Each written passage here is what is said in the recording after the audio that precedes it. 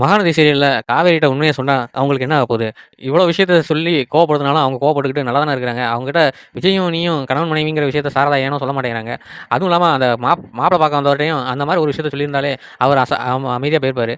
அத விட்டுட்டு இவங்க வேற ஏதேதோ கதை சொல்ல, அத காவேரி தப்பா எண்ணம் புரிஞ்சுக்கிட்டு விஜய்க்கு வந்து ஒண்ணு சேர்றதுல தான் தீவிரமா இருக்காங்களே தவிர, அவங்க இவர் கூட சேர்ந்து வாழ்றதுக்கான வாய்ப்பே இல்லாத மாரி அவங்க பேசிட்டு இருக்காங்க. உண்மைய எடுத்து சொன்னாலே காவேரிக்கு ஒரு வேள பழைய விஷயங்கள்லாம் ஞாபகம் வந்துரும் ஈஸியா.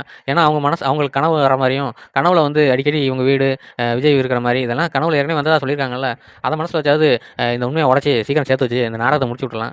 ஏன்னா வேற யாருமே இங்கே வரமாட்டேங்கிறாங்க. அப்பப்போ கங்காவும் யமுனாவும் மட்டும் ஃபோனில் பேசுகிற மாதிரி காமிக்கிறாங்களே தவிர இந்த சீரியலில் பசுபதியோ மற்ற எந்த கேரக்டருமே உள்ளே வராதனால இந்த சீரியலே வந்து சுவாரஸ்யம் இல்லாமல் போயிட்டு இருக்கு. சீக்கிரம் இறுதி கடத்தை நோக்கி போக போல. ஆனால் காவேரிக்கு வந்து விஜய் தான் கணவர்னு சொல்லி எப்போ புரியுதோ அப்போ இந்த சீரியலை முடிச்சு வச்சுக்கிறதுக்கான வாய்ப்பு இருக்குது.